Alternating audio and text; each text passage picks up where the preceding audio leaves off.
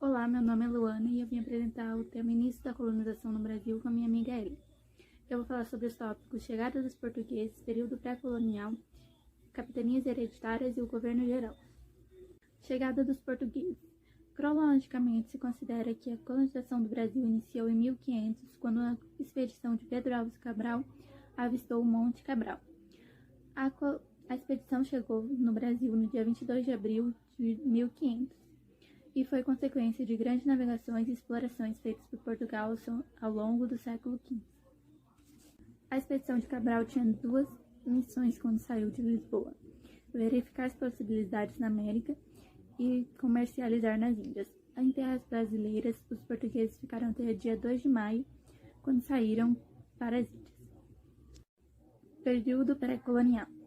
De 1500 a 1535, o Brasil ocupou a opção secundária para a coroa portuguesa, porque era mais importante nesse momento para eles manter o comércio de especiarias. E esse período é então chamado de pré-colonial porque eles ainda não tinham iniciado ações consistentes de colonização no Brasil. A presença do português no Brasil nesse período consistia em explorar o pau-brasil, árvore nativa que tinha sua importância para os portugueses por causa de um corante extraído da sua madeira. A principal mão de obra para esse tipo de exploração eram os índios, principalmente quando a árvore começou a ficar escassa no litoral. Para explorar o pau-brasil, os portugueses mobilizavam os índios por meio de escambo, isso é, pela troca. E na década de 1930, essa atividade perdeu fôlego, assim como o comércio de especiaria. Então os portugueses decidiram estabelecer medidas mais efetivas de colonização. Capitanias hereditárias. Capitanias hereditárias foram a primeira grande medida dos portugueses para sistematizar a colonização América-Portugal. As capitanias foram criadas em 1574 por ordem de Dom João III. Os portugueses decidiram dividir o território brasileiro em 15 faixas, sendo cada uma a responsabilidade dos capitães donatários, a responsabilidade máxima das capitanias. Os donatários tinham como obrigação garantir o desenvolvimento das suas capitanias, assim como proteger elas de índios e estrangeiros. Aqui no Brasil, os donatários receberiam uma sesmaria, um lote de terra para se abrigar-se. Após mais de uma década desse sistema, os portugueses perceberam que não estavam prosperando como queriam. Somente duas capitanias tiveram resultados significativos.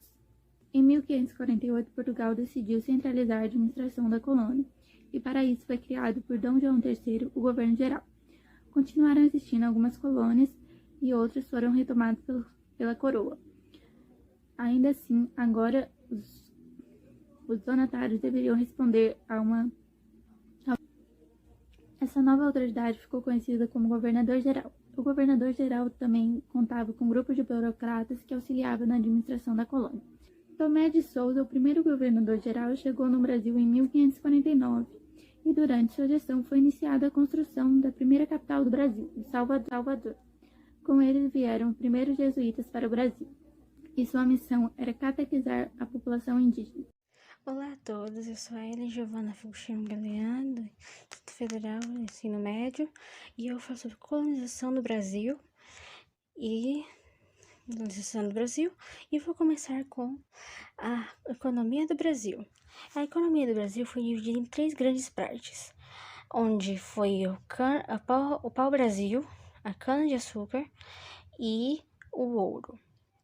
Também tinha outras economias, como a agropecuária, agricultura, exportação, outras coisas, mas esses foram os 3 principais.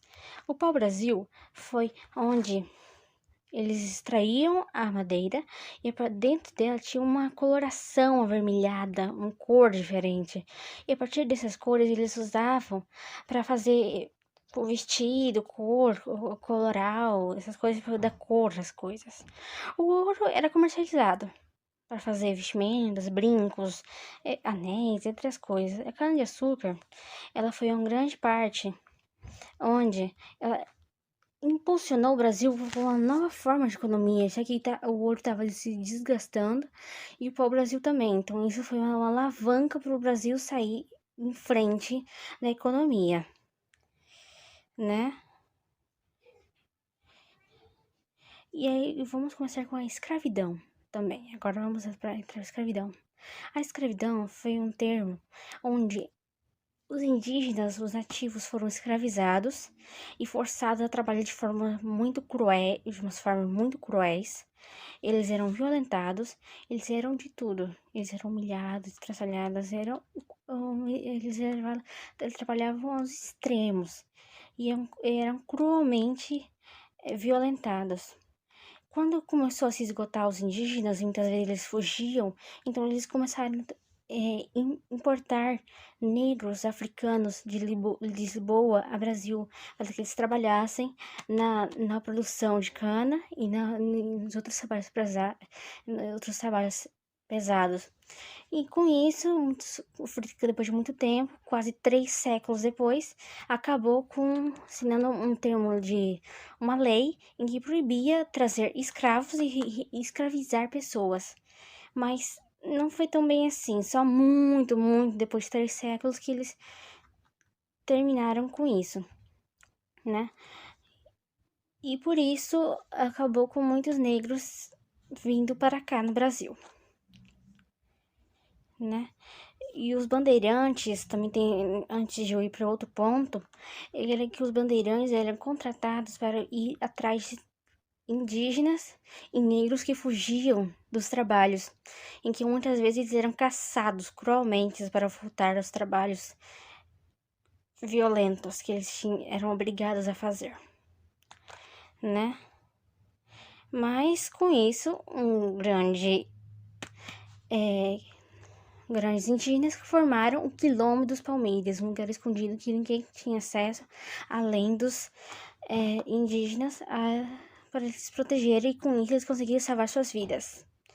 E agora, por fim, chegamos ao fim do período colonial, onde, depois de quase 3 décadas, em 1829, a partir dali, o Brasil parou de ser, se extinguiu de ser uma colônia de Portugal e simplesmente se unir a Portugal e não ser mais uma colônia, em que muitas vezes eles já estavam cansados de ser maltratados, só usados para termos de uso, né, por assim dizer, em que muitas vezes eles eram usados só para trabalhar, fornecer dinheiro, extrair tudo que podiam e trazer do Brasil.